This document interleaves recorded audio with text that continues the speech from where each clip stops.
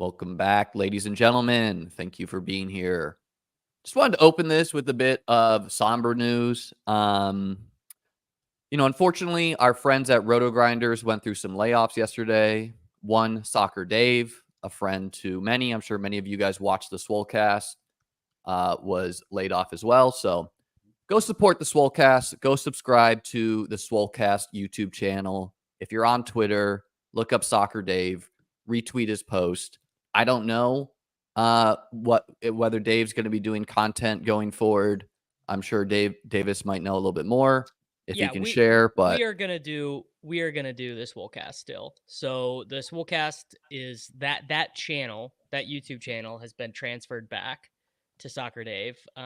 Peter and David and I are discussing like the best way to monetize that. Like, do we try and do it? Like, do we make the Swolecast a members only video? Like, we don't know exactly what form any of that is going to take yet, but the Swolecast will be back. There will be a way for you to support Soccer Dave. There will be a way for you to support the show for sure.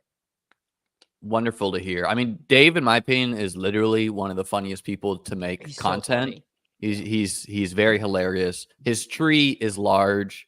Some would say, I mean, Davis is firmly in there. I was a cast-off edition. Dave seems to selectively add guys who have done well. I mean, hey, no shame there. But yeah, go support Dave. Go support the Swolecast. Okay, moving forward.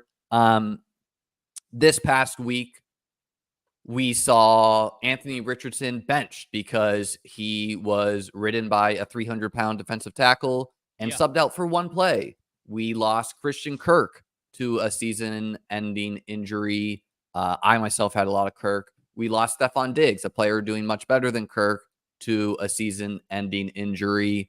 So the season is kicking along. No running backs, though. Every single running back is healthy and alive. There's one running back on season-ending IR. Well, even depending on who you ask, it's Pacheco and then McCaffrey, but that's it. I did the math on this yesterday. Over 33%, so over a third of the wide receivers drafted in the top 36, so the top, you're basically starting wide receivers in a 12-team league, over a third of them have missed 2 or more games, and over 25% of them are on the season-ending IR.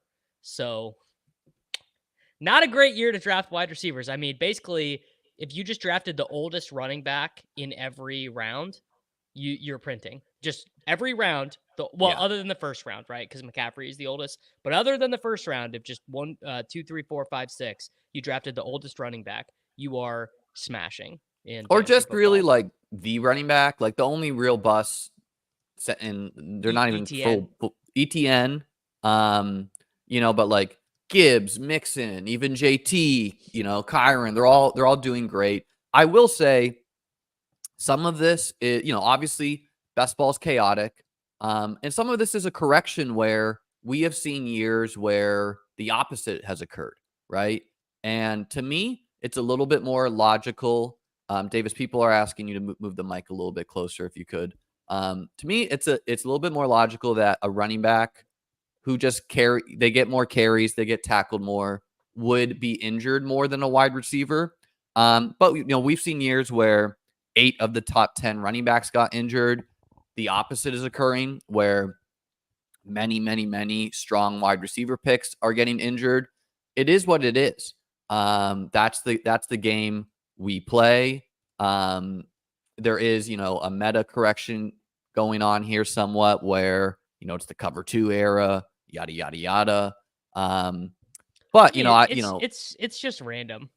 Let's just be honest. It is just random. Well, it's chaos, and it's a reminder that if you are going to draft by one sole draft strategy, so if you're going to be strictly a 0 RB bro, if you're going to be strictly a robust running back bro, anything in the mix there, hero running back, whatever, you are taking on risk where you can have some really great years. You also can have some really bad years. I myself think I was strongly weighted to 0 RB. And yeah, like I've dealt with, okay, so I lost Ayuk, I lost Christian Kirk, but honestly, I think like I myself have been pretty fortunate on the injury run out compared to some like Davis. I think you lost Hollywood. You didn't get any games from him. Rice, okay, you got some games from him. But the advance rates, whatever. Of course, it's highly injury. Yeah, I mean, 2 of my 4 most drafted players, I got 4 combined games out of. Well, really 3, because Rice got hurt in week 4. So yeah, that's a killer. what can you do? I want to. We're gonna go through this thread. I decided to thread it here with just the some of the things. But something cool that I wanted to bring to people's attention is new on BBMDB, which we'll look at this later, is the expected to advance. Yeah. And they have this both for the user and for a player. So if you type in Justin Jefferson or whoever, it tells you that Justin Jefferson is currently advancing 23.1% and his expected advance rate is 21.6%. So I talked to, and Patrick, if you're hanging in chat, feel free to chime in. But I talked to Patrick Donovan, the creator of bbmdb.com. This is pinned in my Discord. And he said that what's happening here is a Monte Carlo simulation. Go ahead and Google that if you want, is occurring where he's using a projection source, which is it's quite faulty for best ball scoring, but it's an attempt. And it's going through the pods. It's weighing injured players, and it's ranking the pods and how likely you are to advance in them. So it's a very cool data point. It's going to be very interesting to track it. In my opinion, it's very hard to capture best ball scoring through projections because you can't exactly project when CeeDee Lamb scores 42 points. And I don't know if he's using median projections, if he's using ceiling projections, whatever. The other thing you can't project is a rookie getting more workload as the season goes, or a guy coming off IR. Like, these things are probably not going to be captured in raw projections. Someone like Will Shipley, like Saquon Barkley turns an ankle. Okay, maybe he goes on to average 9 points per game. He's currently projected for probably like 0.1 point, So I don't think it's perfect, but it's a cool data point, and it's going to be cool to see how wild the expected goes week to week. Davis, thoughts? The interesting thing is, like, it's going to do a pretty good job capturing the median outcomes, like if things sort of go as expected. But Saquon Barkley would not have been projected to have a 40% advance rate. Derrick Henry would have not been projected. If you did this way, even after week 1, things would have looked a lot different, right? Because it's regressing Derrick Henry back to the norm. It's also regressing Rashee Rice back to the norm or whatever. There's a lot that it's not accounting for. I'm sure it is one of the best possible ways to do it. And it probably is more directionally accurate than I would like it to be as someone who's not advancing a ton of teams. The thing that is going to have to happen for me at this stage is, like, Worthy and Wicks and Chase Brown, their good games can't be 15 points anymore. It's got to be 23 points. Like that, like, kind of the issue with a lot of my portfolio is I just don't have access to the giga spikes, basically. Yeah. Like, some of my picks have been, in fact, like, I was thinking about this the other day, like, what would I really do differently? Like, I definitely would have stopped taking Hollywood Brown at all after he got hurt. That would have been, it's like, I don't know, how many teams does that even affect for me? Like 5? Really, the thing is, this year, if you were not in on Barkley, on Henry, on Mixon, and on Kamara, you are dust. Like, Well, and those are just the guys honestly, you had to have. a player that people probably don't think about, but is really impacting who is advancing and who isn't, is Baker Mayfield. Oh, yeah. Oh, yeah. Where Baker Mayfield is averaging over 24 points per game. Yeah. And so that skews a lot, where simply having Baker Mayfield, who is a 40% advance rate guy, as like a 15th round quarterback is, that's insane, where it's like, okay, good for you. You have Lamar, or good for you. You have Josh Allen, or good for you. You got Jalen Hurts to score 36 points this past week.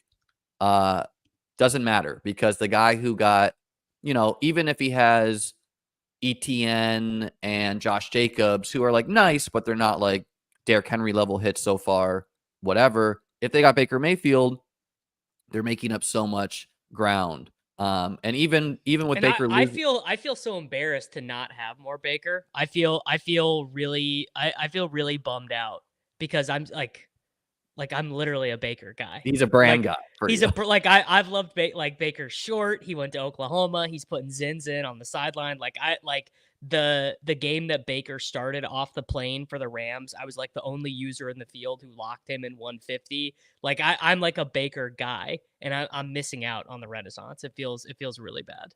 There are definitely some past brand guys for me who I'm like a little.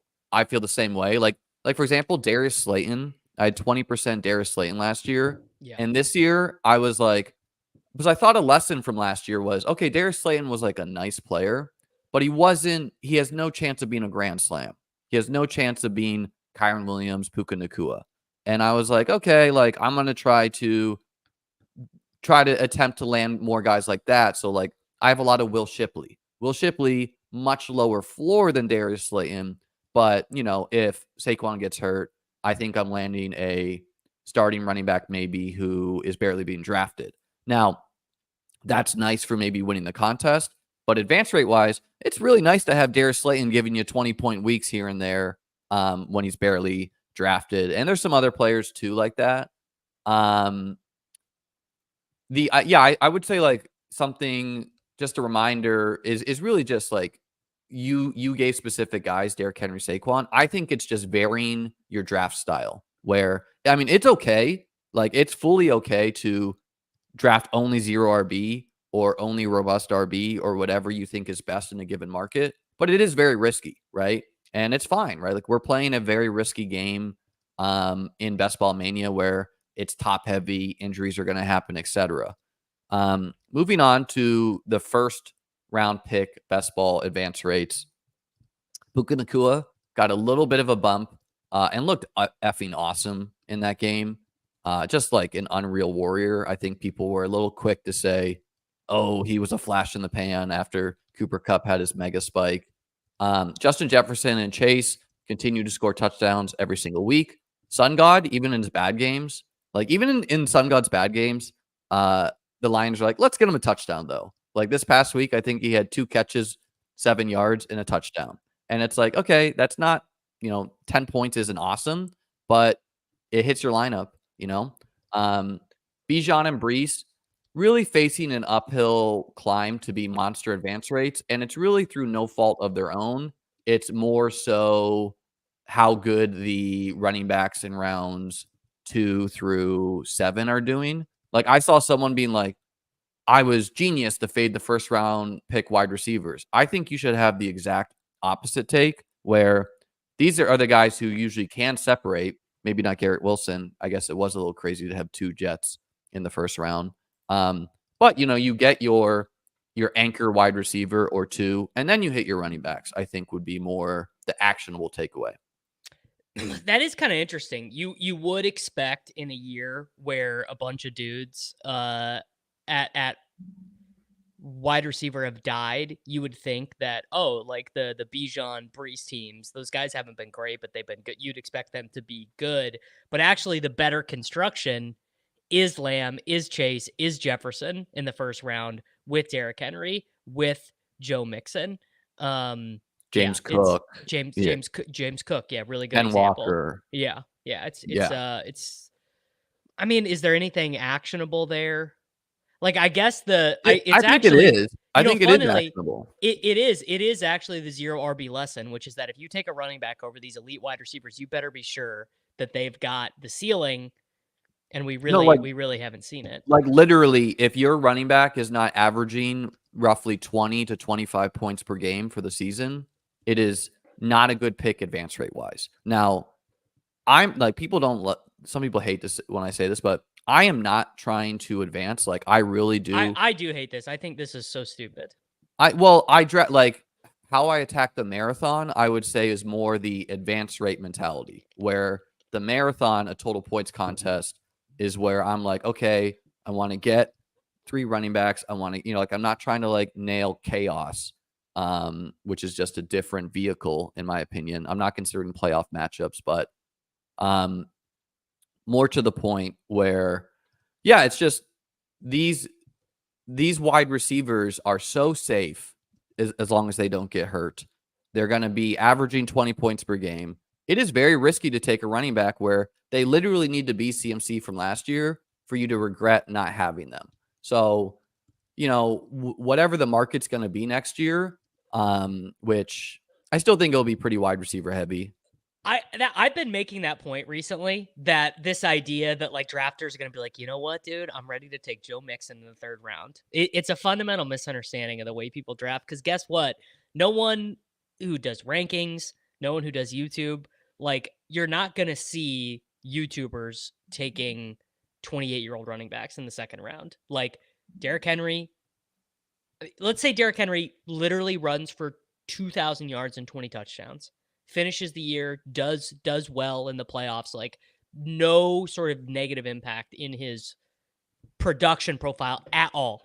He is going to be cheaper in Best Ball Mania 6 than he was in Best Ball Mania 5 because he's 30 fucking 1 years old. The only thing I could see changing it is, number one, let's say Joe Mixon, Saquon, like some of these like let's say they get hurt weeks 15 through 17 or whatever, and that will be recency bias where people will be like, oh, running backs get hurt, even though it's like injuries are kind of random.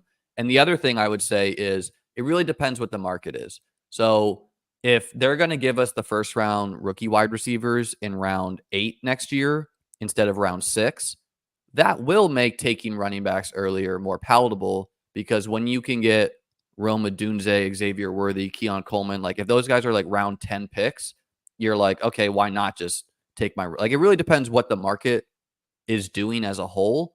In my opinion there. It'll be pretty interesting. It's a really good skill position class that's coming in. Like, a really interesting thing will be Bijan again. There's going to be a running back who goes in the 1st round of the NFL draft. Yeah, is he's a 1st round pick, right? Oh yeah, I would be surprised if he gets in fantasy. In fantasy. No, he's gonna be a 1st round pick in the real NFL draft too. Yes, almost for sure. No, he's gonna be a top 10 real life pick, and I think a 1st round pick in fantasy. Yes, yeah, and that'll be pretty interesting. I believe both of the Ohio State guys are out of eligibility. Quinshon Judkins and Travion Henderson. They're probably going to be 2nd round picks. And the wide receiver, the wide receiver guys are pretty good. Although it's weird, Ted McMillan and Luther Burden were supposed to be like top 15 picks, and they're not really playing that well. So that is kind of interesting. I don't know what'll happen there, but basically, I'm expecting. I think we will get, in particular, rookie wide receivers. I bet will be cheaper next year because none of them are really smashing this year, other than Neighbors and Brian Thomas Jr. We're going to talk about the rookies in a bit here. What's your opinion on the teammate pairings being 1st round picks? Are we going to see this again next year? So we got Garrett Wilson and Breece Hall. We got Gibbs and Amon-Ra. If Cooper Kupp was younger, I think we would have gotten Puka and Kupp borderline 1st round picks too. What's like? Are we going to be seeing this going forward? Are people going to be? It's kind of hard to be like, oh, Breece should be, but Garrett Wilson should be a 2nd round pick, or like going into the season. So much of it'll just depend on market sentiment. Like, why were Garrett Wilson and Breece Hall both 1st round picks? As well, everyone said, well, they can't possibly be worse. Things cannot get worse than Zach Wilson at quarterback, and it turns out they kind of can. There should have been more alarms raised for there should have been more alarms raised when they took 2 running backs on day 3, the Jets, when they took Braylon Allen and Isaiah Davis and kept Izzy Abanikanda. They kept 4 running backs, which is pretty weird. Just for Breece, you're saying, or just as an organization? No, just for Breece. Smart? For Breece to be like, it's pretty. And they gave Dalvin Cook like $8 million last year because they didn't want Breece to get the ball too much. It's sort of interesting. I think one of the funniest things looking back will be that Kyren was not a 1st round pick because of Blake Corum. Like, Kyren was a 1-2 turn pick in the big board. They take Blake Corum. He ends up being like I don't know, you could have got him in the 3rd round some, but mostly a 2nd round pick. and No, just you being could get him at the 3-4 turn for a solid chunk of the season. And like I was someone who was drafting a lot of Kyron at the 1-2, and I was like, okay, like I understand Corum, but I still like I still believe in Kyron. Like I still think it's gonna be the Kyron show. And but like I don't know. I didn't windmill Kyron. And I kind of, like I kind of regret that I didn't just like stick to my guns there. Like yeah. I liked Kyron. I don't even know how much I ended up with I him have in 21 the end. Kyron teams. And you have Wow, 9. I And had like none. part of it was me also being like I had like Kyron was one of my highest drafted guys last year. And so part of it was just being like, I think some weird bias is happening here where people didn't have him last year, and he's not a sexy guy like Achan. Well, Achan is about to flip the whole thing on its head. He's averaging Yeah. he's averaging 23 points per game in games that Tua starts. I I think mean, you can just lock him in for 7 targets a game pretty much. yeah, he's got a 21% target share in games that Tua started. Yeah. Anything else you want to say on the first round picks here? Yeah, Garrett Wilson is going to go down. We're going to see that Puka number go way up, and I think that Garrett Wilson number goes down. Well, I would say the people saying that Devontae, like Garrett Wilson is out targeted. Devontae, Yeah. like Devontae Adams is, I wouldn't even say low key, high key on washed alert. If you look at I don't know. his like, I saw fantasy points tweet a graph where it was like separation score, like his first retarget share very high, but his separation score was like nearly last. Does he? So it's Does like, he? Did he ever have a good separation score? I honestly don't even know. I mean, I Like, would assume that he's been getting open in his career as an elite wide receiver. Like, I don't like, he's not Debo Samuel to me, who almost by design, Debo doesn't separate because he can shrug guys off. And he's old, so like, I would think that's just coming into play. The Jets are passing more with the Devontae Adams acquisition, like what happens the if they Bills are. lose to the Texans on Thursday and they're 2-7? What happens? Dude, I said they should fire the interim coach after they lost to the Pats and just keep on doing that Just until keep someone doing wins a it. game. Yeah. Yeah. The other thing I would say on Brees is, finally they they were like, okay, we can't give this guy this many touches. They did give Braylon Allen, I think, most of the short yardage looks against the Patriots, although they lost. So maybe that changes. Quarterbacks looks like this. Josh Hurts has a big spike. His expected advance rate's much higher. He's gone through the bye. Mahomes, I thought we might get the Mahomes explosion against the Raiders, like in DFS. Like I late swapped to him and like a team that was like Yeah, I played a little bit of him and Kelsey. buried. I played him with Worthy, who was like 0.5% owned. Lamar continues to smash week in and week out. Anthony Richardson benched. I think it's temporary, but time will tell. I don't know, man. Someone did one of the Colts guys did like an informal study of quarterbacks who got. I saw this posted in one of my group chats. Like first round quarterbacks who got benched midseason, and then how many of them came back, and the history is not great. I really don't think the head coach wanted to bench him. I think Ursi did. He's a owner who meddles. He's a bit. I was trying to figure this out with Ron yesterday. We did a take cast where we talked a lot about this. It's someone trying to save their job, but it's unclear. It's unclear who. It's unclear. Maybe it's Ballard. It's just the owner being like, no, we're going with Flacco. Like, we will not play a quarterback. Like, okay, either they've locked the locker room is legit revolting and being like, we want Flacco, in which case, okay, you kind of have to then. Right. Or Ursi's like, no, our quarterback is absolutely not going to sub himself out for one play. In a game they almost won. They almost beat the Texans. You could say Richardson wasn't the reason for that, but they almost did. Stroud, man, I mean, it's only going to get worse with no Diggs until Nico returns.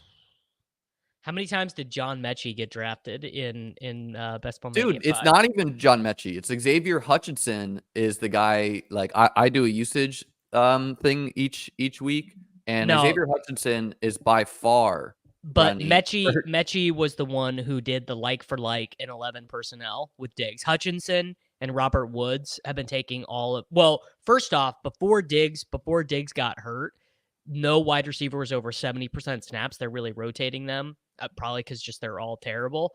But Mechie is the one who like for like Diggs after he got hurt, and he had the best targets per route run as well. Wow, a Chess Liam Mechie team, incredible. advancing. That we might even co-own this team. I don't know. Okay, maybe Mechie gets a huge bump. Very baffling that the Texans released Noah Brown. Who is they got to be kicking themselves in the feet for that right now. Yeah. I think Woods and Mechie ran 9 and 6 routes respectively. Now Diggs got hurt late in the game, so maybe what you're saying is correct. Mechie got 4 targets after Diggs got hurt. Okay. He barely was on the field. Hutchinson maybe is more of the sacrificial X. So that's exactly what Xavier Hutchinson is. That dude is not earning targets. Well, he's going to be on the field, and Stroud can hit a deep bomb. Yeah.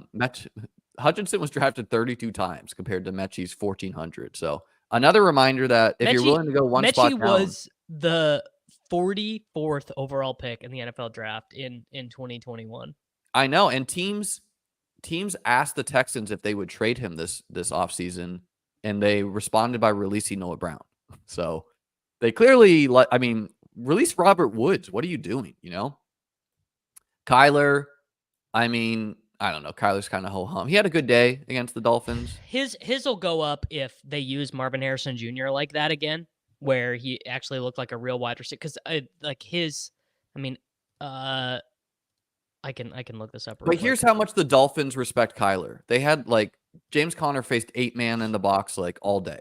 So that's the reason why he had 300 there are 16,000 Kyler Murray, Marvin Harrison Jr. teams compared to just 56,000 overall. So those are going to be, Marvin Harrison Jr. gets a couple spikes. His is going to go up. Yeah, but it's not a great sign that the defense is you know what we're going to do? We're going to stop James Conner. We're not really worried about Kyler Murray, the passer. Now they lost, so maybe maybe there's something there. Love. I don't everyone's banged up on the Packers, and I don't know how hurt Wicks is, but he went back to a pure role player with.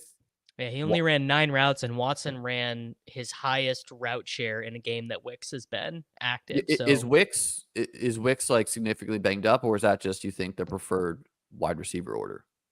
Jaden Reed is clearly still hurt to me. He's playing, but he's still hurt. Yeah. I think I don't know. I've not heard any reporting on Wicks still having that shoulder injury, but not great. Not great for Love did have a MRI revealed to be a groin injury, not believed to be serious, so dodged a bullet there.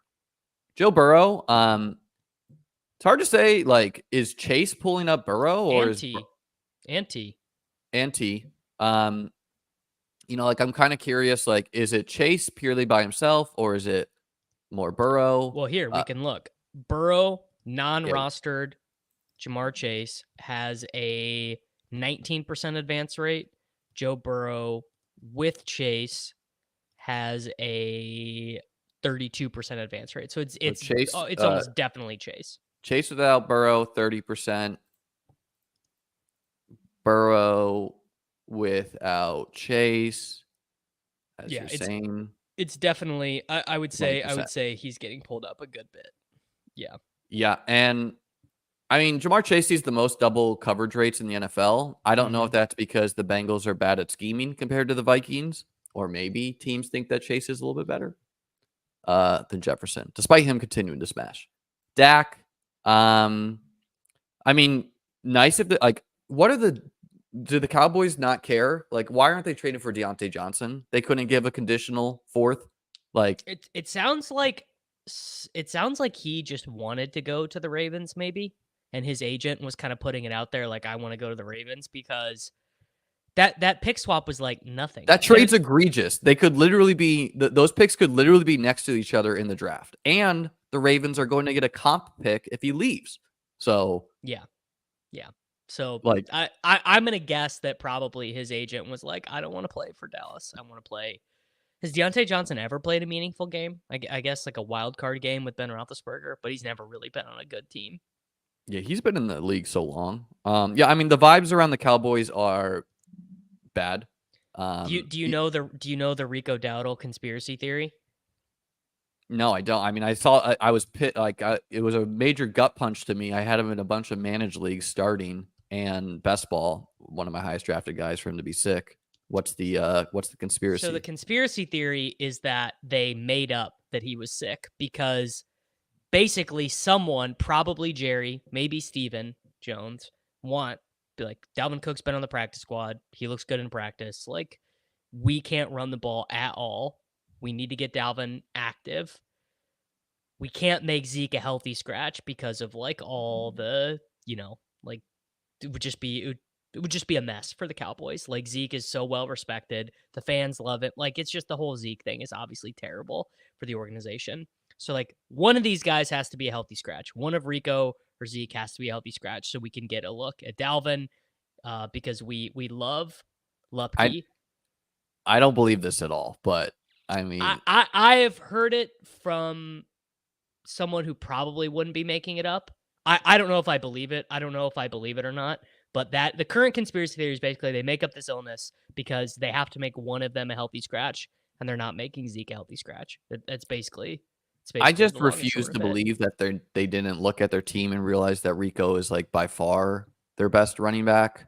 The thing is that he's the best quote unquote running back in that he's good at getting the ball in space. Like he's a good pass catcher. He is not a good between the tackles runner. Okay, fair. I mean, I don't know. It's like going into the game against the 49ers, season's on the line a little That's bit. the thing is it's a weird spot to do it. Like if you Yeah, are like gonna, if this is the Panthers, like okay, right, maybe. exactly. Yeah, like I said, I don't know if I believe it or not, but that is a conspiracy theory that I heard. Jaden Daniels injured, doesn't matter. Hits the Hail Mary, continues to be a very awesome pick. Gets That's the Atlanta. thing about Jane Daniels, though. That's is like we said. I mean, I guess you're not a big college football guy, but like this dude just loves to get tackled. Like he like invites contact. I would not be surprised to see him miss another stretch of games at some point this year to get injured again. Well, he didn't even miss a game. Well, I mean, he basically did. He played one drive in the Panthers game. Yeah, okay, fair. I mean, I think the Commanders absolutely need to trade for a wide receiver. Like, you have a playoff team here. Why not get a Deontay Johnson? I don't even know. Like, yes, great point. What the hell? Seriously, like with Christian Kirk hurt, like give up a overpay, give up a third round pick. Who cares? You absolutely are now not gonna. Now that Deontay's been traded, who else is out there? That's what I'm trying. Like, was Christian Kirk off the market? I guess you could like go for Gabe Davis. I really don't think that does He's hurt anything. too. Yeah, he got hurt too. Here, let's I'll just pull up the first one is the USA Today. Let's see if we get anything interesting here. The Thielen, but like I don't know, man. Mike Williams, I don't know, man. KJ, I guess Slayton, KJ Osborne, Adam Thielen's probably the best one. I think Slayton is, honestly, but I don't see the Giants. Calvin Ridley, he just is owed so much money that it's really hard. Yeah, to do. I think the contract makes him unmovable. I guess if the 49ers wanted to trade Debo, which makes absolutely no sense to me, like I don't understand why those trade rumors are out there. Maybe they would have done it before Ayuk got hurt. Yeah. Yeah. Which is also weird to me. Maybe like T. Higgins if the Bengals are out of the playoffs. No, they're not. Well, they should do it. They won't though. Cuz it's the thing is when you have the quarterback, like how do you tell Joe Burrow like sorry, bud. Like you just got to make it work with Andre Yoshibas. Like I like act just from an organizational perspective. I don't think you can do it. And Like people are saying Cup in the chat. So the No, deal with no that way. No is way Cup is getting traded anymore. they played that game against the Vikings. That was Stafford and Cup and Last Puka. stand. Like Cutler's last stand. they were like, we are playing to keep the band back together. We are saying we want to win. We want to play together. We are proving the right to do that. They get 10 days off now. Puka's probably going to be. I would imagine he will be fully healthy. They're going to get to play the Seahawks without Metcalf. They're going to be tied for first in the division if they beat Seattle here. Yeah, and I mean honestly, I think they will. Yeah, I don't know. It's just like you can't win a playoff game with like Zach Ertz as your second. Dude, Why? Ertz has been playing. He's been awesome really in well. Yeah. fantasy, right? But Caleb Williams, I'm willing to forgive him a little bit. Coming back from London can be weird. I doubt he used his bye optimally. Probably, he's a cocky guy. He probably thought like I'll be fine. He was not I fine. gotta be honest, dude. I just put so little of what's going like now. I'm like trying to be very careful of my priors because my priors were Caleb Williams is this awesome, legendary prospect. He's gonna be incredible. He's gonna feed Rome. He's gonna feed Keenan. He's gonna feed DJ Moore. I do believe that Waldron is like an all-time bad coach, like to the point that it should be like what happened to Freddie Kitchens, where They should Freddie trade Kitch for Ken Dorsey.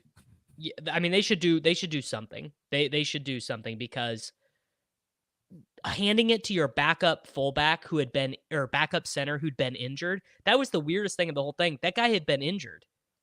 Like it is not like they I bet how And many times do you think Roshan they Johnson. practiced that play? Roshan Johnson is 100%. Like at every carry within the 5, he scored a touchdown.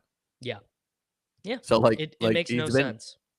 Yeah, I mean, okay, yes, they should have won the game probably, but more like the Commanders' defense is just better this year. Like I still think that bad defense can show its head at times, but they're certainly better. I think a lot of it has to do with Jaden Daniels possessing the ball all game, and so they don't have to play that much.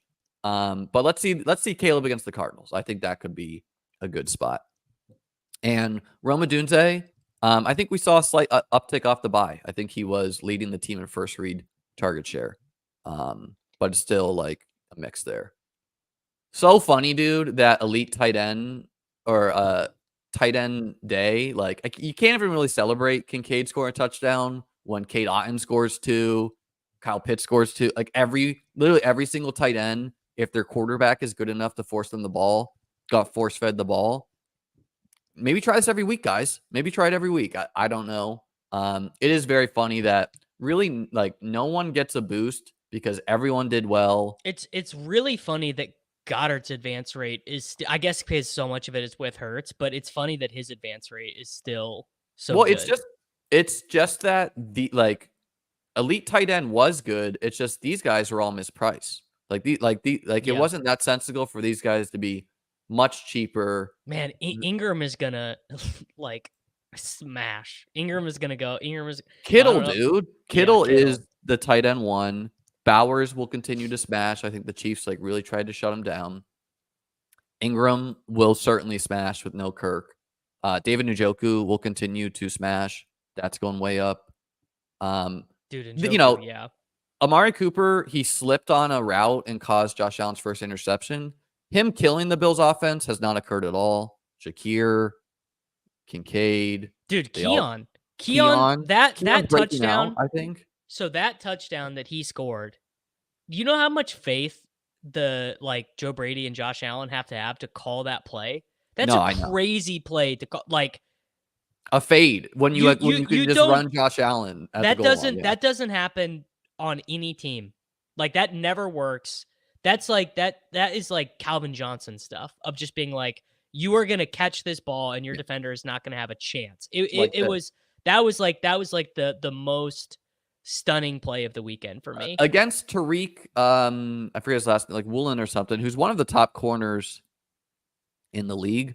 I still think Keon will be boom busty, where, I mean, maybe he's breaking out, where he's just going to be consistently getting these targets. He has helped that Josh Allen spreads the ball around. Yeah, I do want to, I wasn't going to give you the engagement on Twitter, but I do want you to know that Keon Coleman would be ass on this Chiefs team. He would be I just want you to know he would be Justin Watson on this Chiefs team. He would never get the ball because Mahomes does not do what Josh does. Mahomes does not give his guys a chance to win. 50-50 ball. Think in your head of like non-Tyreek throws where Mahomes has said, go make a play. Like you really can't. It's not how he plays. Well, Kelsey has been his like top guy his whole career, and he just gets wide open. He just gets wide open. He just boxes guys out. That's their thing. He is like Kelsey is like Cooper Kupp for Stafford. It's like they just have the mind. They just have the mind meld. Like, how many times in your life have you seen Kelsey catch a pass and there's not a defender in the frame? Like, he just catches a pass and somehow there's literally he just not a runs to the defender open in the space, frame. and Mahomes is like, "Cool, gotcha."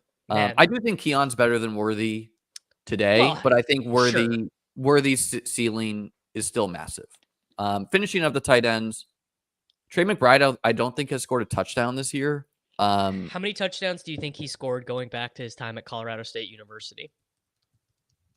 It's got to be 5. Let's say 5. His final season at Colorado, he caught 90 passes. So I'll just give you that hint. He caught 90 passes his final season at college. He scored 3 in 2021. I'll say 3 in college. So he caught 1 his final season in college. He fell on a touchdown this year. He scored 1 touchdown as a rookie. He scored 3 touchdowns. He has 201 NFL targets. That 1 touchdown he scored as a rookie won me the 555. There you go. Yeah, there you go. And guess who his quarterback was? Do you remember? 2022. It was against the Falcons. 2022 Cardinals quarterback, was it McCoy? Kyler got hurt. Was it McCoy? It was I think it was David Blau. Was it Bling Blang Blau? The guy whose wife is an Olympian? Well, Zach Ertz's wife is an Olympian. No, this guy is too. His wife's a sprinter. I've seen. No. Colt McCoy did start for that team. Trace McSorley started for that team, and Bling Blang Blau started for that team. Incredible team, the 2022 Arizona Cardinals. Yeah. And McBride didn't do anything all year, by the way, and was the winning piece week 17. So that's the game we're playing. Andrews scored 2 touchdowns this past week, right? Just 1. Just 1. I think you love to make up touchdowns.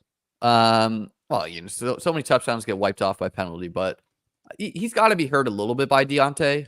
I think everyone is a little like it's just going to be spread out. No one is getting hurt by Deontay Johnson. Look, all due respect to Deontay Johnson, he's an aggressively mediocre football player. Like people.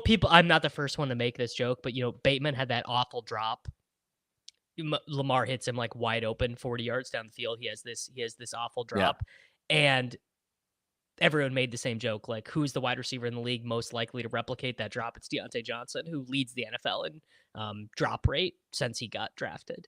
Clearly the NFL doesn't like him. Like, for him to be traded for so little, like, teams are not impressed by him. I mean, he was a Panther, so that should tell you right there. Like, he's a Panther, so only a bad team wanted him. The Chiefs could have had him, right? The Chiefs could have had Deontay Johnson, and they said, you know what? We want 32-year-old DeAndre Hopkins on a torn MCL. By the way, do you think there's any chance that Devontae Adams gets traded again? I mean, if the team, it's just like Rodgers will bench himself if you do that. So if you're okay having fans not show up to the games, yes. But I do think the owner would rather fill the stadium, and so no. But I mean, they should. Woody Johnson has bigger things going on. He's about to be reappointed as an ambassador in like 2 weeks.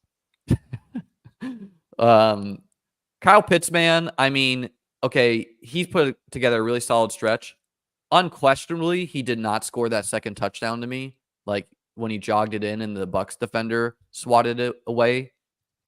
I just think it was one of those things where inconclusive evidence, so you call it a touchdown, but like he definitely didn't score that one. Doesn't really matter. He is a boom bust guy, which is I think a feature, not a bug sometimes in best ball players. Like, Gabe Davis, but at tight end. Which is, it's a pretty nice piece in fantasy. I think Kyle Pitts is kind of ascending.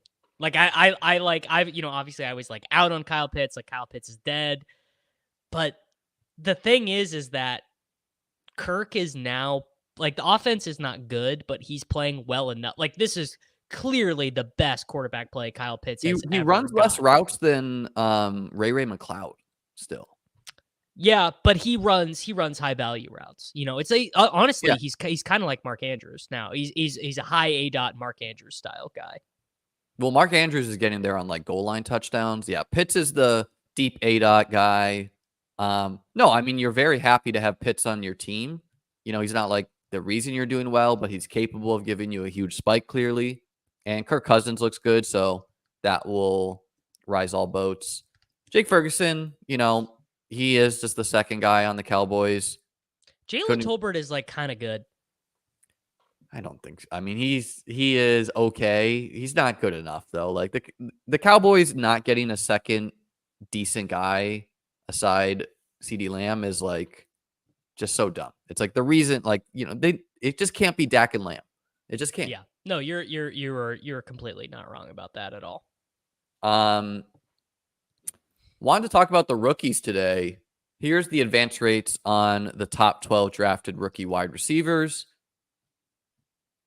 You know, all of them except for Brian Thomas Jr. and Xavier Legette, who was cheap, and Jalen McMillan, who correlates with Baker, are negative advance rate guys. Now, and by the way, McMillan did not get there on Sunday, but they were like running him out of the backfield, like moving him all around. Like Sterling Shepard was in the Godwin spot before. Then he dinged up his hammy.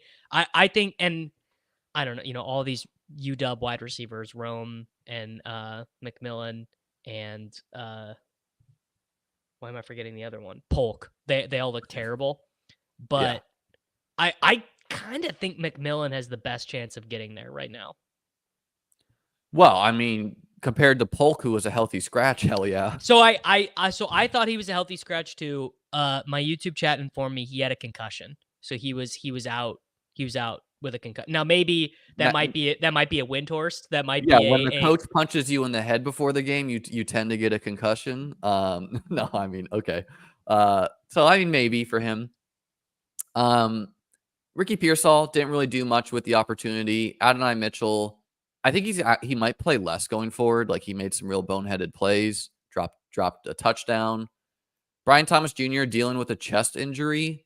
Absolutely smashing though, just like an elite player, clearly. Like minimum a 3rd round pick next year, probably a 2nd round pick. Rome Odunze, leaving the light on there. Just Caleb needs to play better.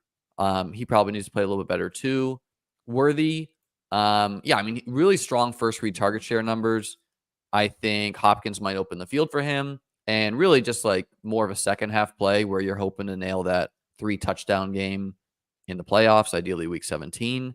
Neighbors definitely hurt by the lack of the left tackle for the Giants. And I meant to bring this up about the Vikings. They did trade for the Jaguars left tackle, which is honestly huge for Jefferson, Addison, Aaron Massive. Jones. Yeah.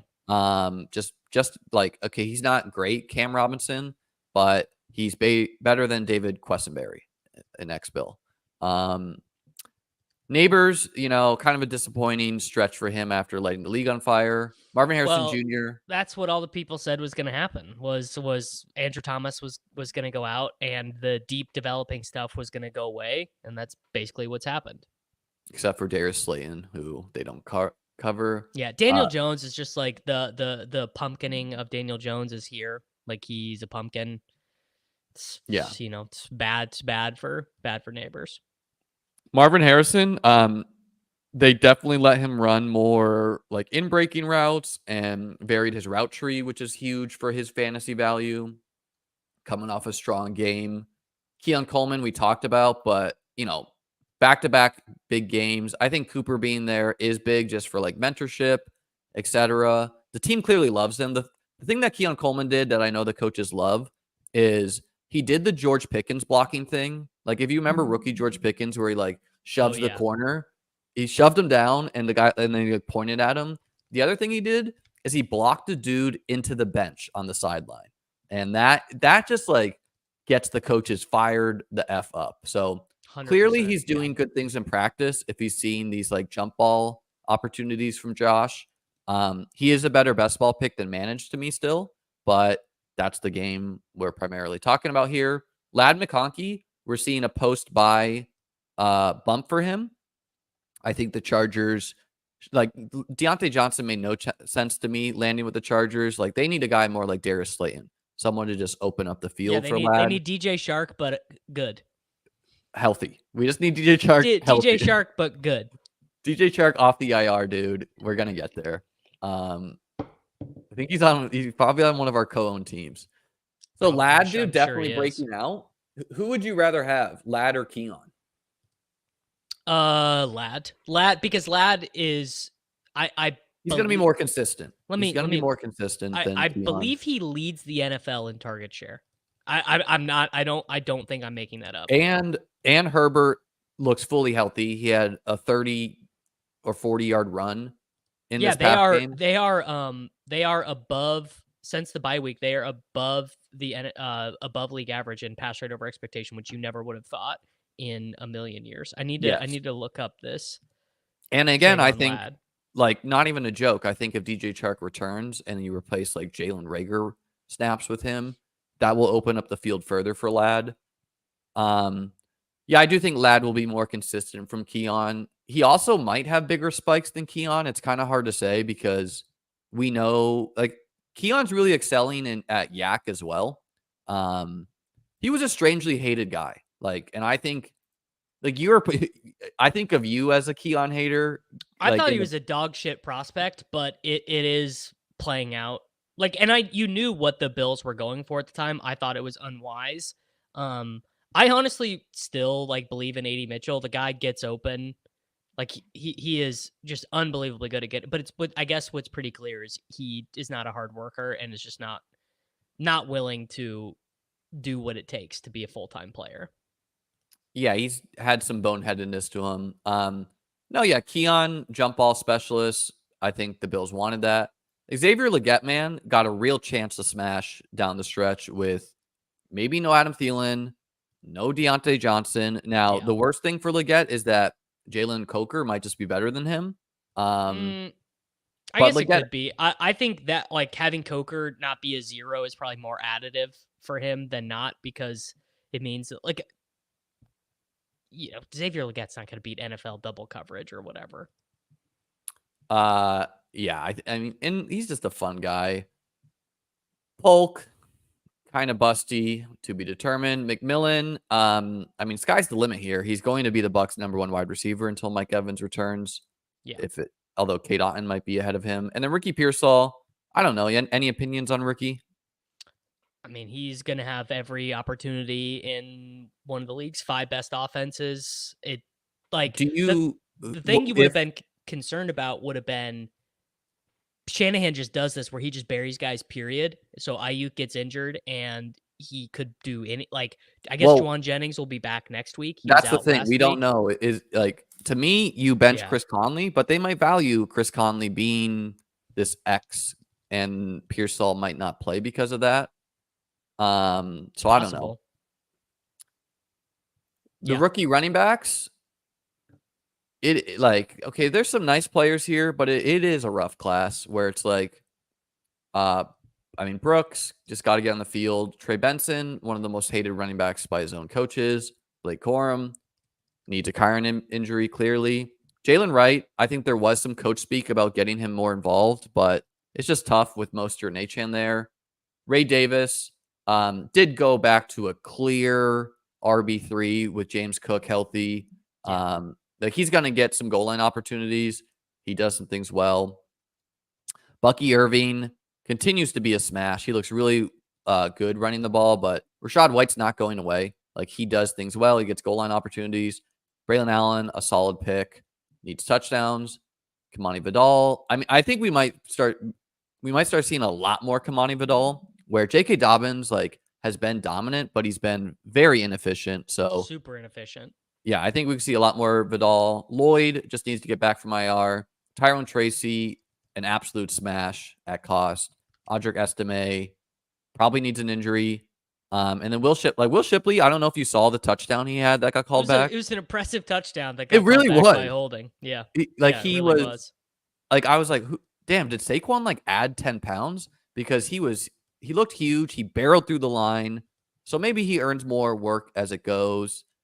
Anything on the rookie running backs, and then I'll highlight this super chat.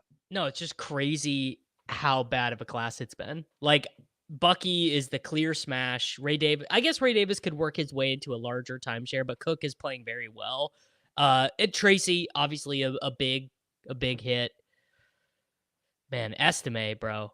It's like, stop fumbling every time you get on the field. Javonte Williams averaged 2.6 yards per carry against the Panthers. Like, the path for Estime getting carries is so obvious, but he can't get out of his own way. I don't know. Yeah, and I mean, I drafted a lot of the rookie running backs. I do that almost every year. Most of them were cheap, where they're not killing you. Really, the ones that are killing you are the expensive ones, Brooks Benson and Corum, just because they've contributed probably collectively 5 fantasy points on the season. Right. There's still room for Jalen Wright to be a mega smash if an injury occurs and the Dolphins are competitive. Same for Ray Davis, Bucky Irving, and Tyrone Tracy are your hits so far. Marshawn Lloyd would have been in the mix if he didn't get hurt. And Kamani Vidal, man, he could be a league winner down the stretch. I'm kind of leaning that way because like they're throwing. Vidal looked good in his very first game. Like I do kind of wonder if he's sort of like secretly one of the better picks right now. Yeah, and same thing with Braylon Allen. Like Braylon Allen's going to give you some spikes, but like a Brees injury, league winner for him, assuming they're competitive, or they might even like shut Brees down. Like if they're like 2-8, what are they doing? Yeah, what's the point?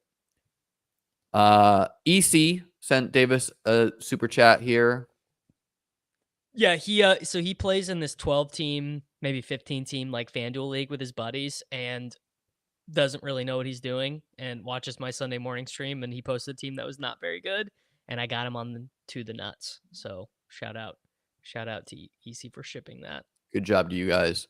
What are your thoughts on this? Is there any current ETN trade talks? Is Tank a hold or trade? I mean, Tank's a clear hold. I do think ETN should be traded. I think evidence by the Jaguars trading away their left tackle, they would have traded away Christian Kirk, so that was a major gut punch. Yeah. Although, landing with the Ravens would have been not a boost.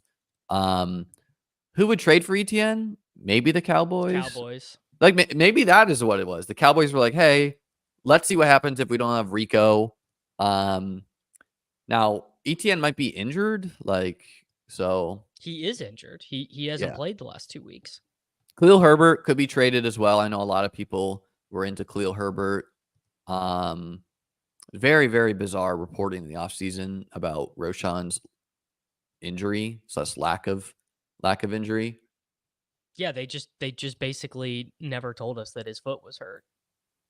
Let's look at our top teams. Not very many top teams for me, brother. This is like the same team I've had this whole time, I think. Yeah, I'm at 18 teams. People don't know. I'm expected to advance 18.2. So people don't know. I'm expected to advance 18.2. I advanced 19 the year I won BBM 2. So that's what I'm shooting for. Clean 19. I do think it will go. I think it could go down because Kirk and Ayuk were guys I had at 20%. Yeah. So those are hurting me. Davis, your top team. And Davis, we're advancing one team together, and another team where you have 14% equity is like in third. So hey, okay, all right. We got shots to chop. So I'm not dead. I'm not dead. We got shots to chop this bad boy up. Okay, Davis, your top team. By the way, you're expected to advance more than you are advancing. I have a bunch of teams that are very within 10 points or whatever. Your top team dealing with some injuries, and it's Baker Mayfield. I think he was on both our top ones. Yeah. Like, if you don't have Baker Mayfield, you don't have a top scoring team. This team sucks. Well, you're gonna get Nico back. Pickens and Reed. Injured, bad. Yeah, no, this team sucks. Injured. Hit. Yeah. Hit. I mean, dude, Ramondre Stevenson averaging like 2.5 yards per carry, So but bad. scoring 2 touchdowns. Yeah. Unreal. Let's look at the top team in the contest.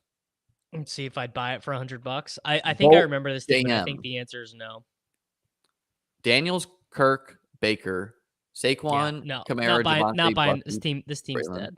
Chase, Mike Evans, Terry, Godwin, Rice. So 2 zeros.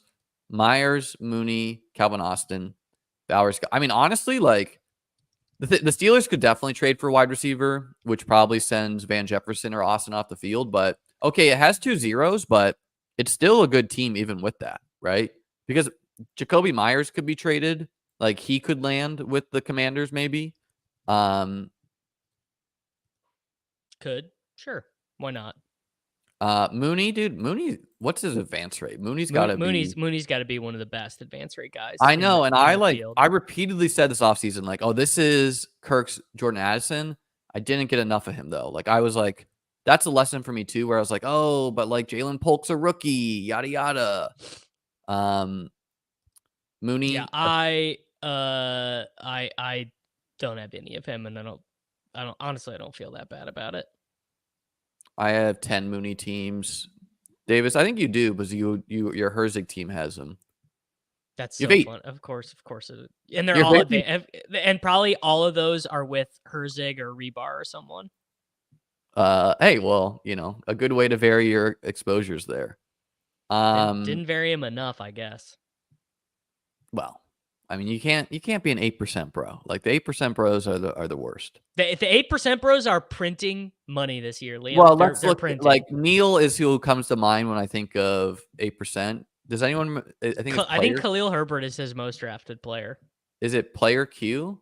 Player Q DFS, I think. Is there? Well, player Q comes up. Neil. Well, I guess let's look at the exposures more than his advance rates.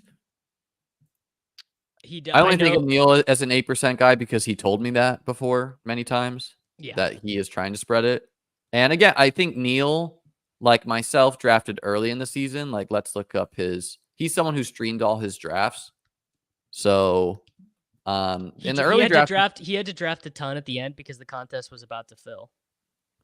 Yeah, but he did draft throughout the summer. Like I'm seeing April, June, May, whatever. Yeah. And so those teams will have Jermaine Burton, who's not dead, man. Like he caught a 40-yard ball. He almost scored a touchdown. Like I kind of like some of the early teams because the early teams is where you could get like Ladd and Keon in round 10 and 11 instead of rounds like 6 and 7. So they may have Jermaine Burton. Like this team was drafted the day the contest opened. That's advancing. Cook, Walker, Chase Brown. Okay, really only like a 3 RB team right now. Kyler and Herbert, but then Chase, Nico, Mike. So these guys are going to return. Ladd and Keon coming on. Cooks and Dortch. Dortch can't contribute a single point. And Zay Jones is now playing too. Wish I did 2 tight ends for this one with the wide receiver injuries and the running back lack of depth. But, like this is a fun team where it's like, okay, Lloyd comes back. Shipley becomes something. Maybe a Bijan injury. It's just rare to get these 5 wide receivers and also have Cook and Walker and Kyler and Trey McBride. Ooh. Khalil Herbert healthy scratch last week. I missed that. That is a Windhorst. That is a Windhorst. Interesting. Yeah. Is it recency bias or is this a really bad year for injuries? I mean, I think there's some people in my Discord who are trying to claim that. So sorry, go ahead, Davis. Well, every year feels bad. When you're in it, it always feels bad. Yeah. There's some guy in my Discord being like, best ball is going to take a serious hit next year because people are having a bad time because of injuries. And like, I'm sorry, but the sky is falling crowd comes around every year. Best ball was going to evaporate after the Bengals-Bills game got canceled. Yeah. Best ball was going to get canceled after COVID. Last year, all the quarterback injuries was going to leave a bad taste in people's mouths. Like this year, it's the wide receiver injuries. No, I don't think best ball is going anywhere. In fact, it's an extremely untapped market where the amount of people that play like season-long best ball or season-long fantasy football compared to best ball is like literally 99% compared to 1%. So you slowly convert some season long guys. Will there be some people who have a bad time and leave? Yes, that happens with everything, right? Some people play a poker tournament, they lose and they don't like it, so they don't play anymore. Does poker go away? No, right? Um, Best ball's only going to grow, right? And, Yeah. like, it's just a reminder, guys, like, don't overextend yourself. Don't think that you have the keys to the kingdom in May, June, July, and August. Gamble what you can afford. I did have the keys to the kingdom, and then Hollywood Brown got injured, and then Rashi Rice got injured. The keys, I was in the kingdom. I was the kingdom was there, dude. I was in it, and then it went away. Yeah, well, just be responsible. And no, best ball's not going anywhere. It's a long season, right? And it only takes one, right? Like, shout out for Reed, who won.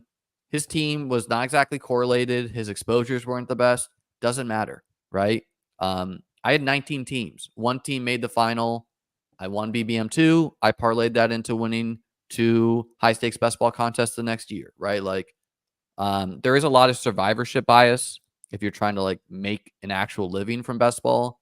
One of the hardest fields ever, because you can literally only win, like, there's like 5 winners a year, unlike DFS or whatever. And I also think it's a benefit that best ball, like, okay, it's a bad that you tie up your money, but it's a good that, unlike DFS where you have to face losing weekly if you're playing tournaments, in best ball you face it once a year. So like, yeah, you may not like it in October, which is also like, this is a seasonal depression time. It gets darker earlier. It's cold, whatever. That kind of just happens across the US. But, come around the summer next year, people are feeling better. They're like, maybe I just wasn't lucky with the injuries, whatever. Best ball's not going anywhere. Like, it's only going to get bigger, in my opinion. Oh yeah, like what'll be interesting will be to see if anyone seriously tries to compete with Underdog in terms of like really marketing it. Like, DraftKings, I think, made a strong push this year. yeah, They, and weirdly, FanDuel is actually now trying to improve their DFS product again. So I wonder if they enter the. No, they did. They have.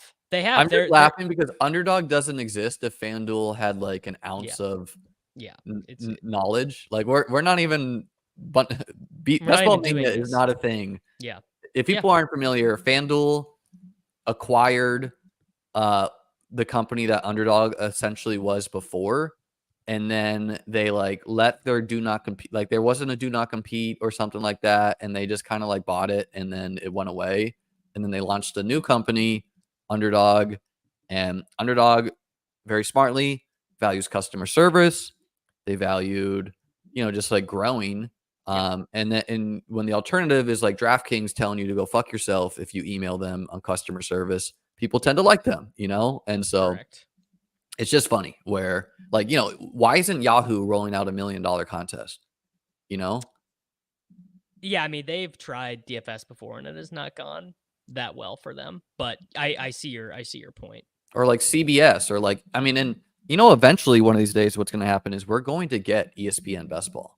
Like, that's but so that's the going to thing come. about that is they are doing a terrible job at sports betting. Like they're like ESPN bet is awful. It has no market share. No one uses it. So if they can't succeed at that, I don't know how well they would succeed with best ball.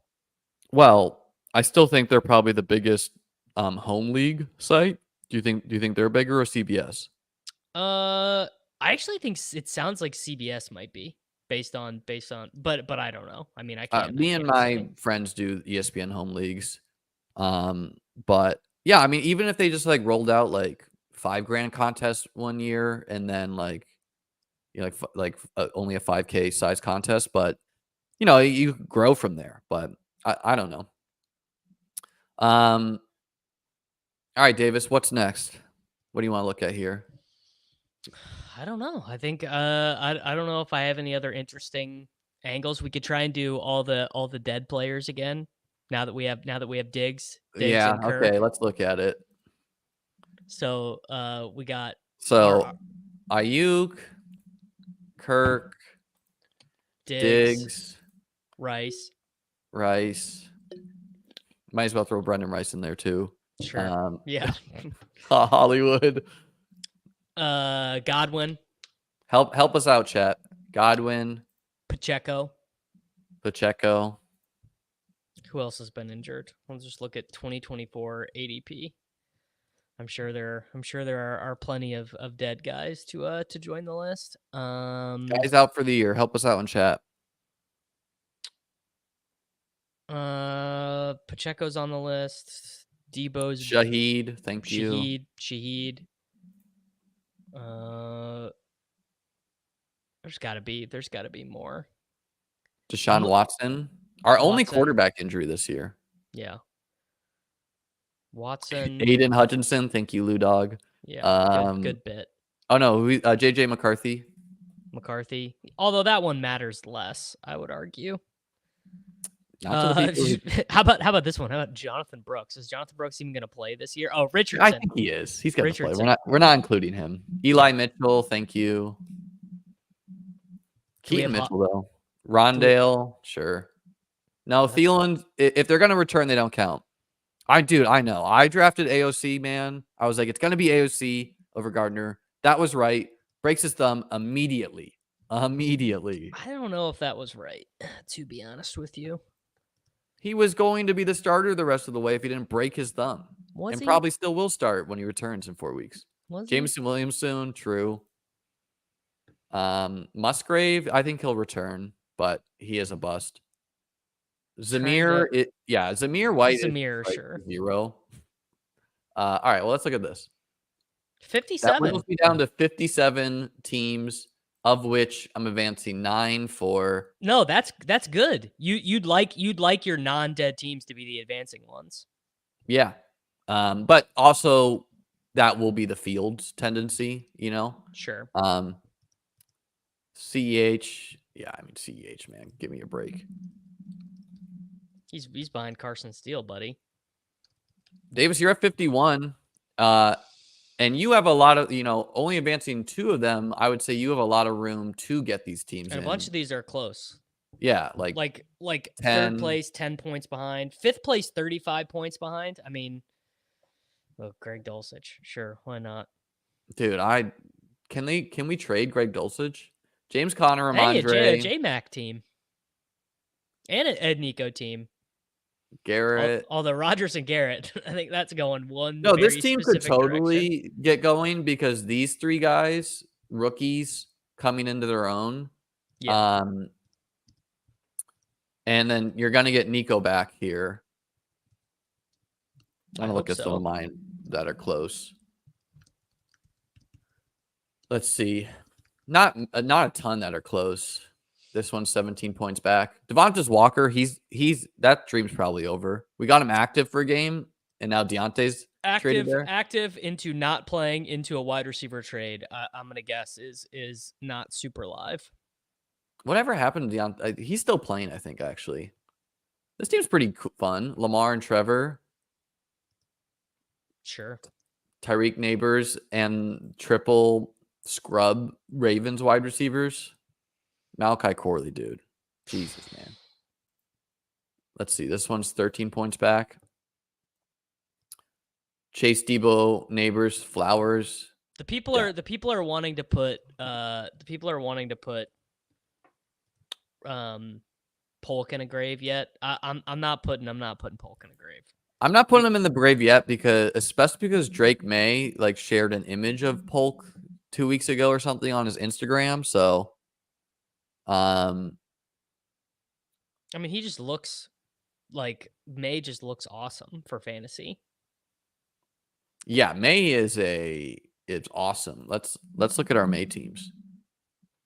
Excluding the injured guys with May, 0 for 7 for me. Wow, you're close. Some of these are close though. Yeah, they all have Polk and Baker is a 0. There's a 0. Javon Baker is a super 0. Well, this team's fun because it is Bijan and Puka. So with Puka back now, and Bijan and Puka is incredibly rare. So this team definitely has a chance to get going. What's your take on Jordan Mason versus Isaac Rendo? I think Isaac Rendo's looked very good, and he might just Might Wally Mason Pip just Mason and play a he just slot. keeps getting hurt. Yeah. They're on bye this week though. I mean, CMC, dude, you want to talk about something that could throw a giant wrinkle in the season. CMC comes back and just smashes. How much of a wrinkle is that going to throw in the best ball season? Really depends when he returns. Like, he might just be so low owned it doesn't matter. Dude. You have a 10. Dude.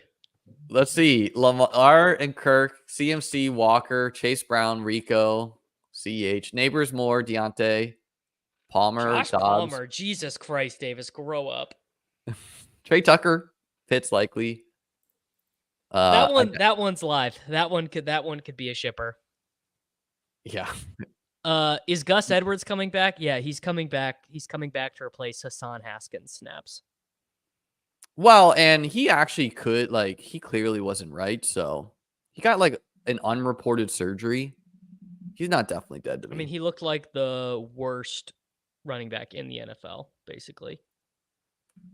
Yes, but I think a lot of that had to do with this random surgery he had.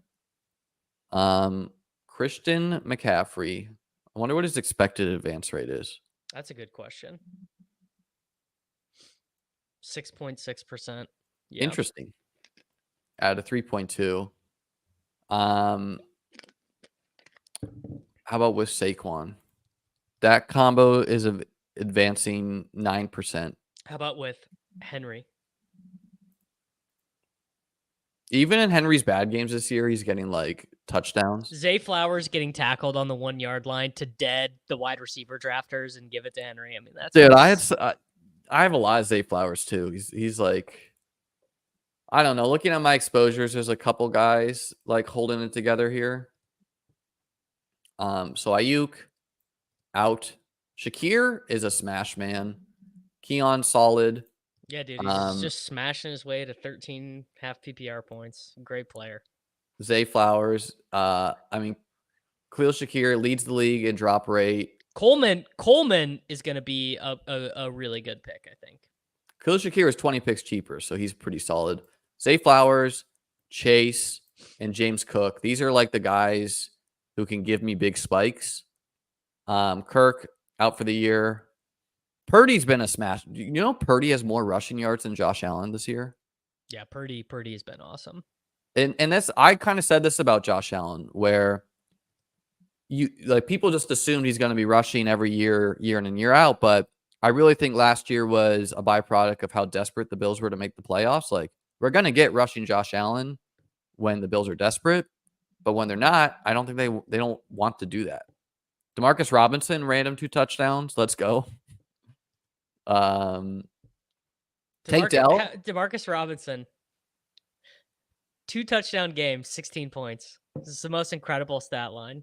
These guys, Bowers, Kittle, Swift, Tank, Nico, these guys are solid. I mean, dude, Tank has got to give us something. God, yeah. I mean, how does he not? Like, I mean, if he's not fully healthy, I'm going to be overweight Tank next year. I just know that. Tank Dell? Oh, yeah, no doubt about it. Because, like, Darnell Mooney also had tightrope surgery, was terrible last year. Now he's recovered, looking great. Tony Pollard, tightrope. Now he's recovered, looking great. Mark Andrews, tightrope. As the season gets going, probably going to be looking better. Let's look at your exposures, Davis. They're probably bad. So Worthy can give you big spikes. What's your take on Jaylen Warren? Najee's like, he's playing for that contract, man. It's just never going to happen. I mean, he's playing half the snaps. It was the exact role we imagined. He just isn't going to score any touchdowns, so he doesn't matter. Half he's PPR. Got spikes. I still think he's banged up. I don't think you play back-to-back more snaps than Najee if you're super banged up. Chase Brown can definitely give you some spikes. Hollywood out for the year. He keeps scoring touchdowns. I thought DJ Moore died in that game. That game, like I thought they were stretchering him off the field, and then he came back in. Yeah, so he's fine. I do think Rome is going to be continuing to break out, which, like, even being a co-equal to Rome is a little bit hit to Moore, but Moore is still capable of a huge spike. Wicks, don't know what's going on there with injury or whatnot. Rico, definitely capable of spikes. needs an injury, out for the year. A fine player. I mean, Jermaine Burton, dude. Depending on this T. Higgins injury, like Yeah. we could be looking at a second half league winner, Jermaine Burton. Because you know who's been bad is Andre Yoshivas. Like he scored those touchdowns. Andre Yoshivas is like the literal worst target earning wide receiver in the entire NFL. It's crazy. He cannot get open. And the great sign for Burton is that you know who didn't play more than him? Trent Irwin. Trent Irwin. And he was like the de facto wide receiver. Like he's like the ho hum, do your job guy. Yeah. They're recognizing that they need to get Burton going. Fant's fine. Mahomes, he's just not going to be a positive advance rate guy, but he can have a big spike at low ownership. Achane should be a smash. Jefferson, a smash. Rome, I definitely think we're going to get a breakout. Dortch, whatever, he was first cheap. career touchdown. Good for him. May solid. May is a smash. Cup will be a smash. Gibson is not a smash. I don't think Cup will be. I mean, I don't know. Like, hard to say how healthy anyone is. I do think Puka will be the one, but like Cup being the 2 is solid. Gibson, whatever. Bowers, smash. I mean, World is the oyster for Debo, right? Like, no Ayuk. Yeah. It's Kittle. So these teams could come surging. Kelsey, don't know if it was National Tight End Day or whatever.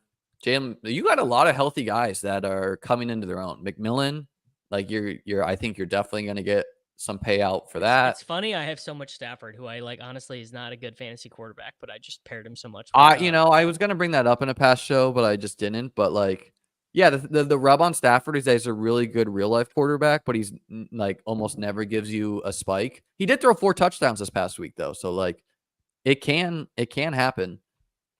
Ken Walker, a smash. Keon, a very solid hit. Luke McCaffrey got a touchdown waved off. God, Luke McCaffrey, man. You want to talk about the world being your oyster and you can't beat out Zach Ertz. Well, and if you knew going into the season the Commanders were a playoff team, Jaden Daniels is awesome. Jaden Daniels is going to win. Jahan Dotson gets traded away. By the way, egregious trade by the Eagles. You give up a 3rd round pick for Jahan Dotson when you could have just waited and gotten like Cooper, Deontay, anyone else, you know? Bijan, whatever. Like, I mean, yeah, you got a lot of solid guys coming into their own. We're going to get Nico back. I have Greg Dulcich's bags too. Cook, solid. 17 CMC teams isn't helping. I'm like advancing none of my Lamb teams. And Lamb barely saw a spike for his Giga game. Yeah, like he barely saw a spike in advance rate. Yeah, that is strange. 20%. And it's just because like I think last week was a really high scoring week in general, so it's like good for you. You plugged in 40 points from Lamb, but here's Kate Otton's 30. You know, like you're not closing the gap on the anything for you. Like the Otton Mayfield combo. Kind of tough for it to be like my you know, my Andrews teams that should theoretically be like boosted as a result. Like they're doing nothing. They don't matter at all. Yeah. You want to do a dog bowl and then fill out our pick'em entry and then get out of here? Yeah, let's do that. Reminder, guys, we do the show weekly for free. Please do be sure to like the video. If you're watching this on replay, all comments help the algorithm, even from the haters. And please do be sure to subscribe to our channels. Comment below. Here's your comment prompt. Where would you rank Deontay Johnson at wide receiver for the rest of the season? Who plays more, Deontay Johnson or Rashad Bateman? Probably Rashad Bateman. Yeah, in the first game, no doubt. Hopkins, Amari Cooper, like he did play more. I really don't know. Like, will he score more fantasy points than even Khalil Shakir? I'm really not sure. Cooper, yeah, he'll score more touchdowns. I don't like Khalil Shakir. Jacob Gibbs is fighting the good fight for Shakir as well. Yeah, I mean, if you don't watch very many games and you base it all on EPA per target, you're gonna be like, yeah, dude, Khalil Shakir is the GOAT. Khalil Shakir to the moon. Wide receiver 4 in fantasy points per route run on the year. Now healthy and leading the Bills in routes run. 30% first read target share the past 2 weeks. The Bills had the highest implied point total in week 9. He's been a smash man. Like, he's averaging over 13 points per game. Shout out Jacob sharing data and whatnot. Yeah, he has access to Data you don't. great. Well, he has the True Media. He's got the True Media thing, which costs like $15,000 a year if you're not an employee of a big media company. So he's got access to good data. I would just say that saying you don't want Cooper Kupp to keep Khalil Shakir, that was one of my all-time favorite Liam. I mean, it's moments. just like, why would I want a 1-year rental for Kupp when Khalil Shakir is like a 3rd-year player who's going to be with the Bills for his whole career and like legitimately might be their best skill player? His whole career, he's going to be a Bill. He's going to be a Bill his whole career. Liam says. He is going to be playing football significantly longer than Cooper Kupp and might just be better than Cooper Kupp at this stage in the game. What I would tell you is that flags fly forever. That would be my response to you. Yeah, and Shakir's bringing 3 home, baby. We're getting the 3 in the row. 3 in a row, huh? 3 in a row. Liam, I will. People are saying Khalil Kupp. Khalil Kupp. Are people being serious in the chat that they think Deontay Johnson is having a great season? He really is such a. He was a byproduct of the Panthers being terrible and Andy Dalton just like force feeding it to him. He is one of the most like mediocre guys of all time. Don't do that. It is what it is. 2 more for the Dog Bowl. Dude, I did one of these last night, and Alvin Kamara being the 101 floored me. I was like, are we watching the same season? He's since flipped CD, but like, are people watching the same football as me? Where like, I understand he's getting a lot of targets. He's like the only guy in the offense, but it's just the touchdown equity on the Saints is not very good, even against the Panthers, where it's like, give me the elite wide receivers, give me Derrick Henry instead, give me Saquon instead, give me Kyren Williams easily instead of Alvin Kamara this week. You want Derrick Henry instead of Kamara against the Panthers, brother? Probably, yeah. Because like, even though the Broncos are good, Derrick Henry could score 4 touchdowns against them. Well, anyone can score 4 touchdowns against anyone. I would easily take Kyren Williams over Kamara too. I think that's fine. I think that's fine. And I like slam dunk Saquon over Kamara. I mean, I just do so many of these that I don't really fade it that way. Like yeah, that's fair if you're volume drafting. I'd probably prefer Achane over Kamara. Like, I just know like the way that the Bills pressure, teams tend to target guys like quickly. So Achane's gonna get like 7 to 10 targets minimum. Sure. What pick did we get? Oh, not great. Not great. The 108. But how many dog bowls have you done so far? None. 0. I don't do any of them. Oh, why is the 108 bad then? You haven't done any yet. There's a pretty big drop off after Tyreek goes, and I believe he goes 7. Oh no, never mind. I'm wrong. I don't even want Tyreek against the Bills. Like, I think Achane and I don't even want Tyreek against. I don't even want Tyreek against the Bills. Name one outside wide receiver who's gotten there against Buffalo this year, including Tyreek with a healthy Tua. He's Tyreek, dude. He is Tyreek. If none of like I like Puka.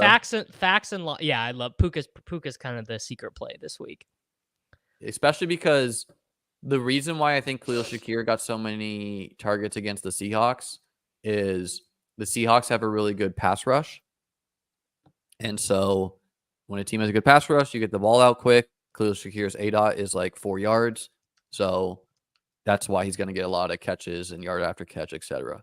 And that is That's Puka to me. Although it could be Cup, but I think it's more Puka. Just like I don't think the Rams want Cup having 14 targets a game if they can avoid it. Like they want to make the playoffs. They can make the playoffs. Like they're pretty wide open in the NFC. And you need a healthy Koopa or Puka and Cup to do that. True. Yeah, Puka definitely is going to be the better yak guy, right? I mean, that is how it's set up. Not that Cup but can't sometimes do we it. see those really volume Cup games. Like to start, like that first game he smashed this season. Yeah, He got like literally 21 targets, all within like 5 yards of the line of scrimmage. doesn't that feel like just a different lifetime ago? Just like we were such different people. Yeah, when Puka where Cooper Kupp was the 101 in drafts that week ahead of CD Lamb, and then he got hurt or whatever. Really, really unbelievable stuff. You have do you have any good high stakes teams? We can look at them. Yeah, I do have some good ones. We'll look at them after we do this draft, and then we'll finish with a thing. How about you? I basically have one good one. I Kyron's good, yeah. Although the running back scrolls are much better than the wide receivers. If you want to take St. Brown, I don't care. Well, I always like the Sun God. Yeah, sure, ship it. It does feel like they're going to continue the Kyron touchdown streak though, and just yes, banking a touchdown. Feel like he's now scored a touchdown in I think 11 straight games or something. They're going to try to continue that. Yeah, but I mean, what is one touchdown worth? To ship these, you need the 3 touchdown. Well, just locking in 20 points and then trying to hit, like the safety of Kyron is pretty nice. And obviously massive ceiling. Like Kyron could be even better with the return of Kupp and Puka. He's going like they're going to have their own He's game. going to be better. Yeah. Yeah. They're going to be winning games. Dang, I was hoping to get Achane. Dude, Achane can't get there against the Bills. No one can get there against the Bills, bro. Didn't No. you see what they just did to the Seahawks? Outside wide receivers have been a bad get against Buffalo, but what's been a good bet is explosive running backs and guys who get targeted quickly, because the Dolphins have a bad O-line and they get the ball out quick. So it's kind of hard to hit Tyreek 50 yards downfield when that's occurring. But Achane is going to get like 14 targets. Same thing with Jonnu Smith. Like he's going to see like 8 targets of just a way to counter a quick rush. And teams have been gashing Buffalo like that. Okay. How unexcited or excited are you for the Bills trip to Arrowhead in the divisional round? I'm excited about it. I have hopes it could be high scoring. It's probably going to be 20 to 14. No, it's going to be one of the worst football games. No, I think that's a very exciting game. The Chiefs earning their first L on the season, and yeah, I mean, the Chiefs kind of escaped against the Raiders. Week 10. I don't know. We can look it up. No, they did not. That's classic, Liam. They did not escape against the Raiders. We don't want them together. I think we either take London or set up. Or I actually think we could do Njoku here too, but probably London I really like is Cook. my vote. Sure. Getting a little bit unusual there. We'll have to figure out wide receiver. Let's see. Bills schedule. I mean, dude, the Bills have already won the division, so they could kind of get boring too. But Dolphins, Colts, we get the Chiefs game. And what's fun is I think like the Bills play the Chiefs, Niners, Lions. I think the Chiefs have a similar tough schedule after that. Mahomes winning MVP this season in what has objectively been his worst year as a starter would just be such a joke. I know the league is kicking itself for giving Lamar MVP last year because there's absolutely no shot they're going to give him back to back. And he's objectively the MVP this year. He's so much better. Yeah. Yeah. It's just like, can we stop giving the quarterback just on the best team that's not Brock Purdy the MVP? Like it would have been such a good year. Just give it to CMC, give it to Tyreek last year, Yeah, the Dolphins season just ended. So, I mean, Purdy probably. Well, and I think they legitimately don't want Tyreek to be like the face of the league. He's a wide receiver. He's old. He's a jerk. He's a bad dude. Like Josh Allen, people are talking about him being MVP this year. He objectively was a better MVP candidate last year because he And 2 literally years ago. but last year the team was like 5-5 and he had to like show out to get them there. He's just not thrown like he threw one interception, so it's like okay, now he's the MVP. And I think some people don't want Mahomes to have it, but Mahomes is going to win it if they have the best record and they're the quarterback, you know? It's just the way. I don't even want him to win it. I want them to get punished. I hot take, Liam. I've said this before. I'm kind of mad they won the Super Bowl last year. Okay, I want to talk to you about this because I just do not agree at all that the Chiefs are trying to not score points. I think they legitimately just cannot. Like they would be dropping 40 if they could. They just can't, and they think their best way to win is to run the football, have Mahomes be accurate, have him run the ball, and win a bunch of games by 7 or 10 points. Like if they could hit an 80-yard bomb, they would do that. Fundamental misunderstanding of the psychology of this See, team right now. Like, come on, chat. Who you with? Let's put a here. I can put a poll in the chat. They could score 35 points a game if they wanted to. They don't want to. Not 35 points a game. They could score 28 points a game if they wanted to. But they're not going to, and they won't. And they're not going to change their stripes. They're going to play good defense. They're going to run the ball. This is like how the Patriots would just like the last decade of the Tom Brady Patriots, they would just chill. And also, yeah, they have literally scored 26, 27, and 28 in their most recent 3 games.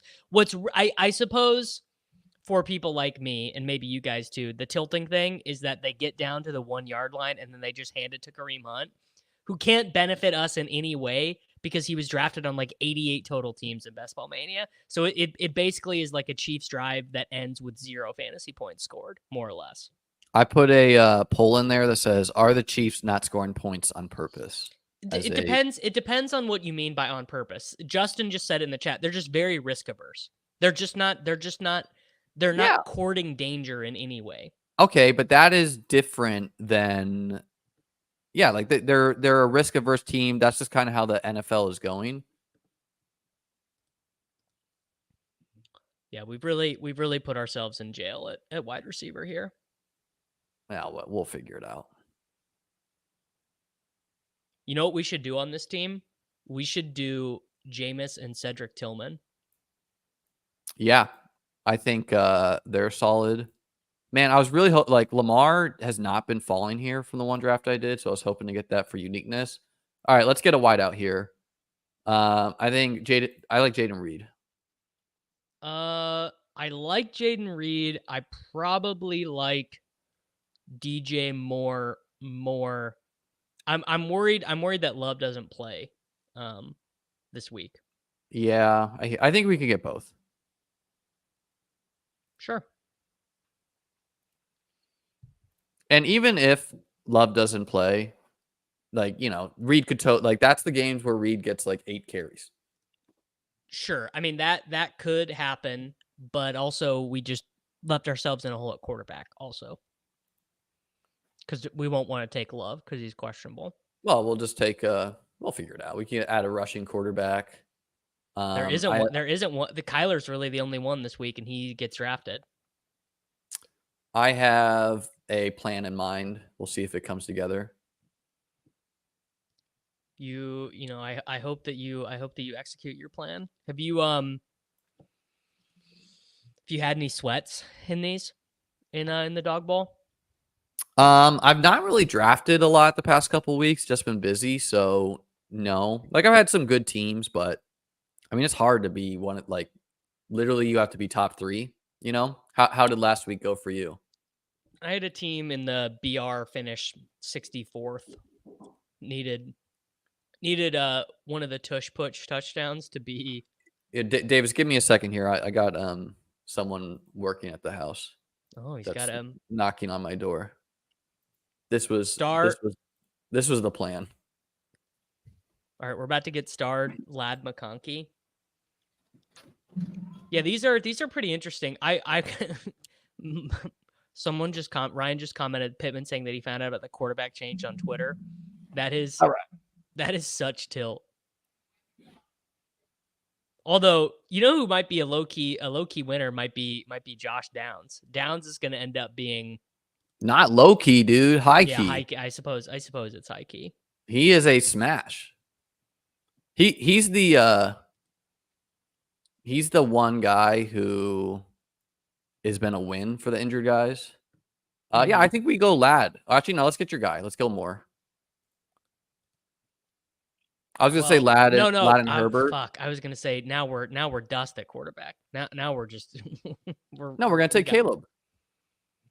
I guess. God. Yeah, we'll take Caleb in the last round.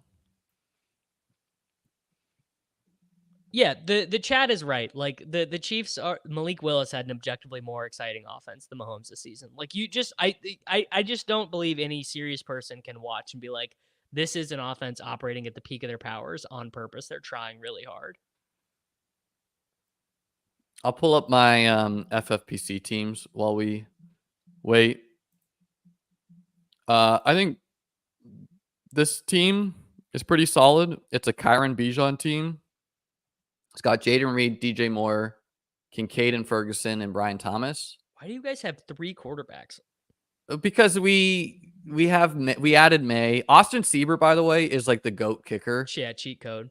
This guy, I picked him off waivers. He's averaging 15 points per game at kicker. Just absolutely absurd. We got the Chargers D for the sprint. We got Hopkins as a Chief, so that might be a starter. We just added, like, someone dropped Keon, so we bid on him. Nice. We have Khalil Shakir, who's been a really solid guy for flex.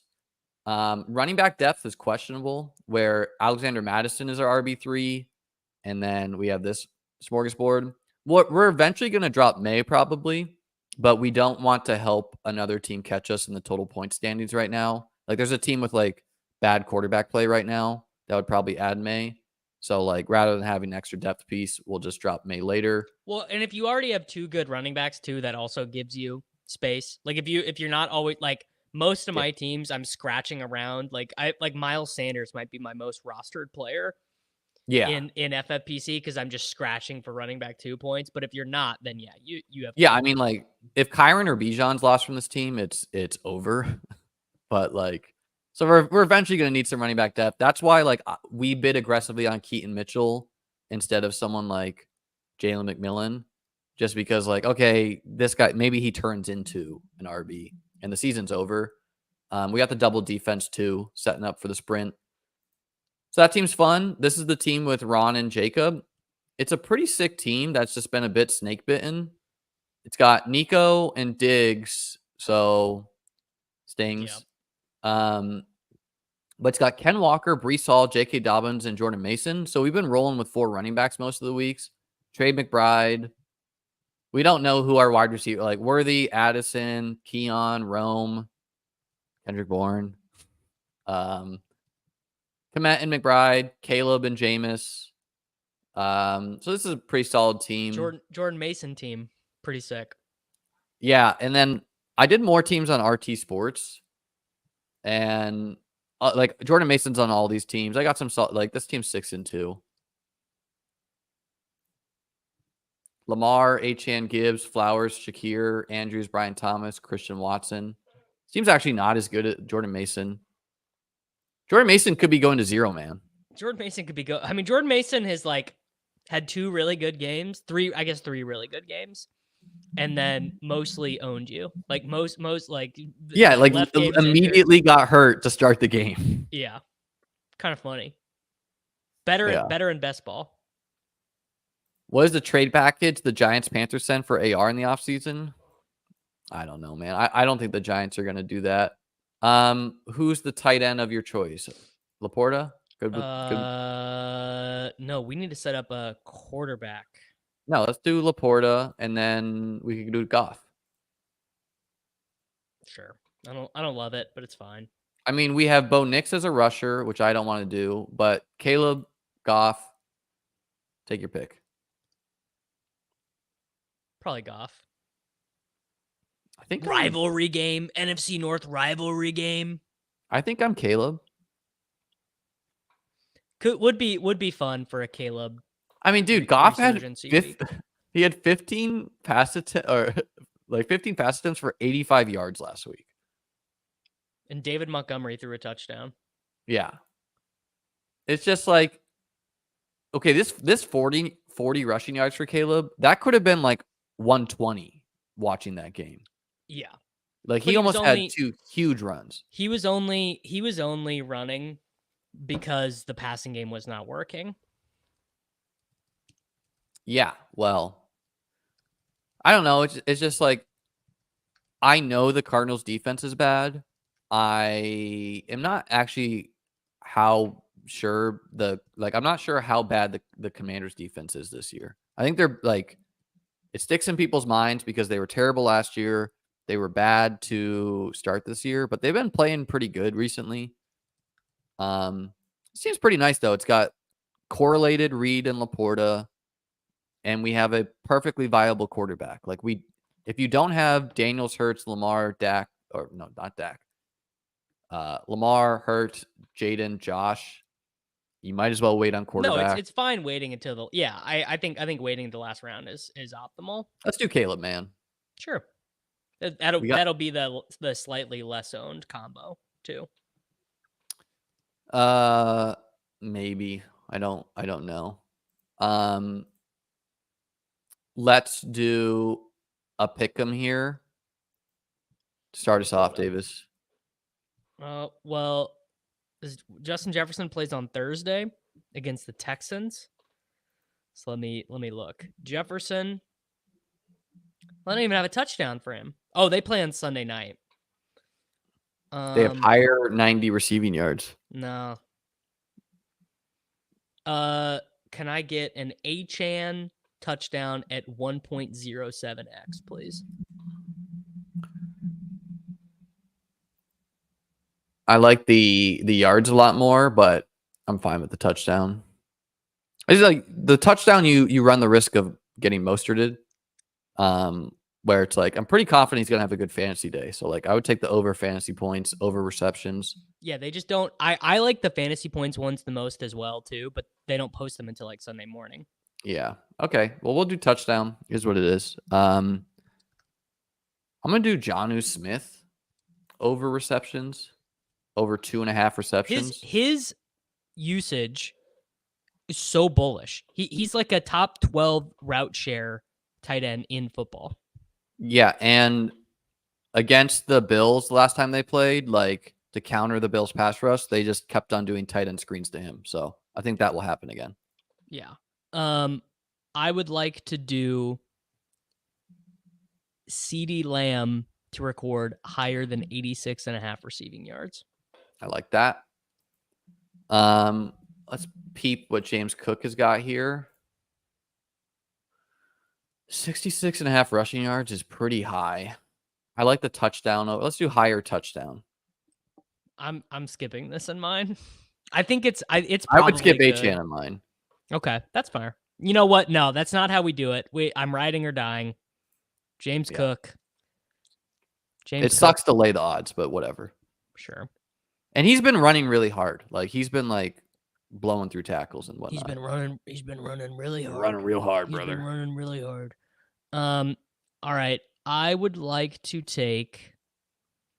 Damn, what do they have for Chase Brown? I want Chase Brown 1.13x to record a touchdown. They get him a touchdown like every game. Yeah, he is like not as loved as his usage has been. Yeah. Let's peek what Justin Herbert lines are.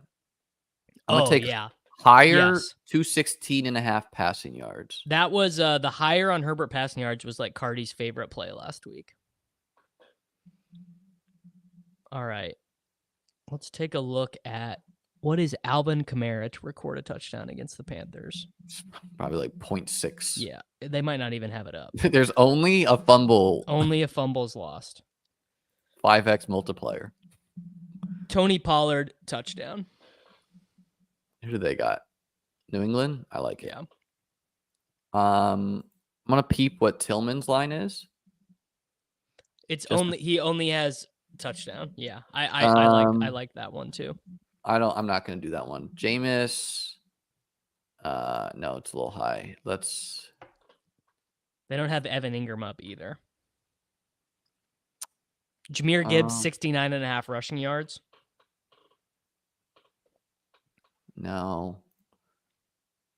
You've got to mind meld it sometimes. It's true. Yeah, that's Robert true. Woods lowers. Come on now. They're only giving us the hires on that. Maybe lower on Xavier Hutchinson, 19.5 sold receiving yards.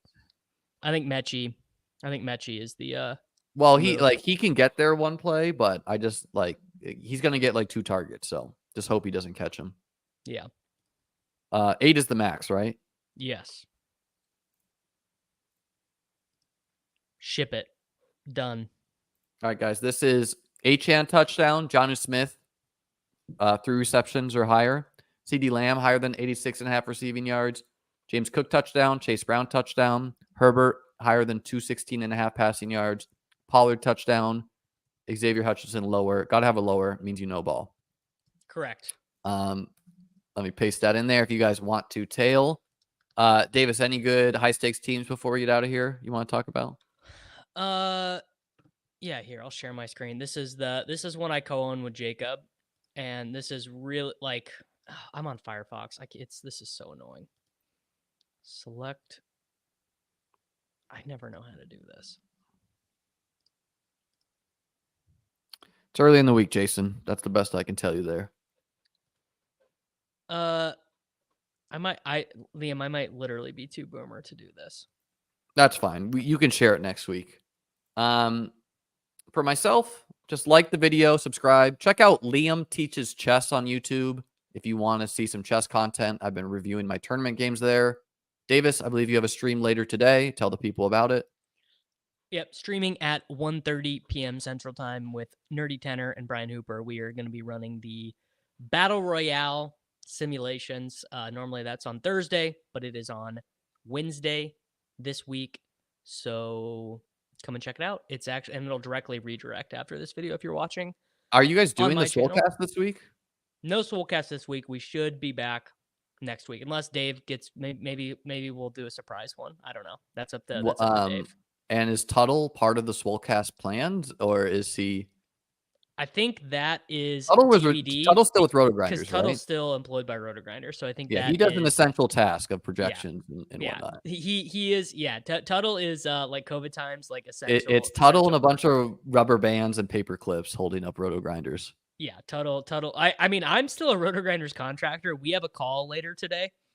We have a call at 3:30 today. So it's either going to be Roto Grinders no longer exists, or you guys are getting paid less or something. A little pro tip I heard is always skip those calls because they're going to fire everyone. And if you don't go to them, they can't fire you and you may just stay on payroll, you know?